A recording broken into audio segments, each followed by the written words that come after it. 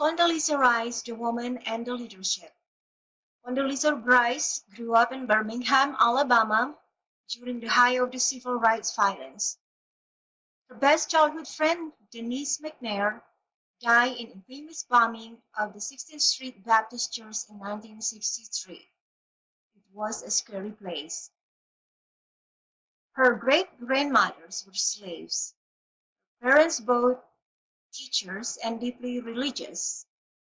They were determined that she would become educated, accomplished, and well-rounded woman. Rice took lessons in French, Spanish, music, figure skating, and ballet at the age of 3. When she was 13, her parents moved to Denver. She attended St. Mary Academy and graduated at the age of 16. When she was 26, she received her Ph.D. in political science from the Joseph Corbell School at University of Denver. Corbell himself was her mentor, and his daughter is Madeleine Albright. She learned to be a leader when she was only 4.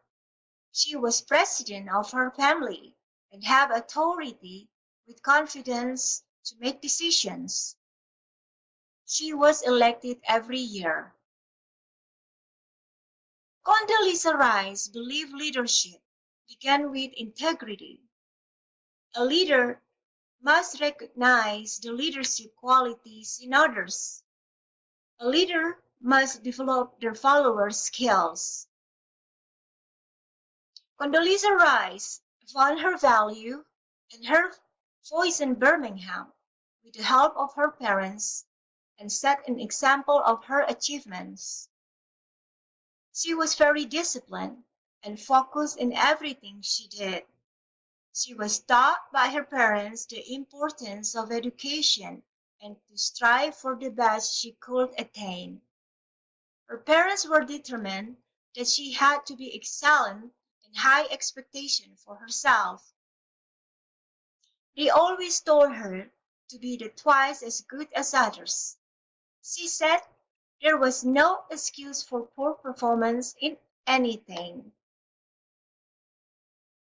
Condoleezza Rice succeeded because she was able to envision great goals for herself that were based on her strong moral values. One of her dreams was to see others have the right of freedom, especially for women and children. On June 2005 in Cairo, Egypt, she did something that no other Secretary of State has done. She forcefully told Egypt and Saudi Arabia to stop oppressing their citizens. Rice noted that for 60 years the U.S. has pursued stability at the expense of democracy. Now we are supporting the democratic aspiration of all people. She called on Egypt and Saudi Arabia to embrace democracy with fair election, release the political prisoners, allow free expression and women's rights. Condoleezza Rice grew up challenging the process and had determination and willpower to succeed. Part of her motivation and drive was the fact that people underestimate her and question her ability because she was a young black woman. She was responsible for managing the university multi-billion-dollar budget that was in deficit. Rice, that time, was the first female, first African American, and the youngest provost in Stanford's history. When she took office, she promised that budget would be balanced within 2 years. Most said it couldn't be done, but 2 years later, she proved. She announced the deficit was eliminated and the university was holding a record surplus of $14.5 million. Condoleezza Rice succeeded as a leader because she collaborated with others by building trust and relationships. One of the most difficult times for the Bush presidency in the country was 9/11 attack. President Bush trusted her, relied on her judgment and ability to manage. Rice was critical of various U.S. intelligence agencies because they didn't work together.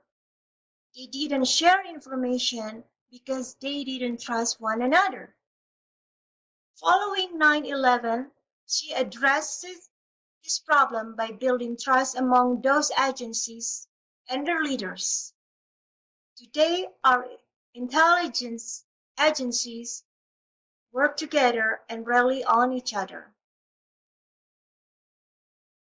When Condoleezza Rice first met her employees at the State Department, she shared with them a valuable lesson she learned when she was an intern there.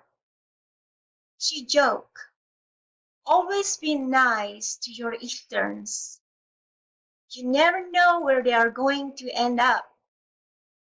She added, "I'm one of you, and all of you, even the interns, are important.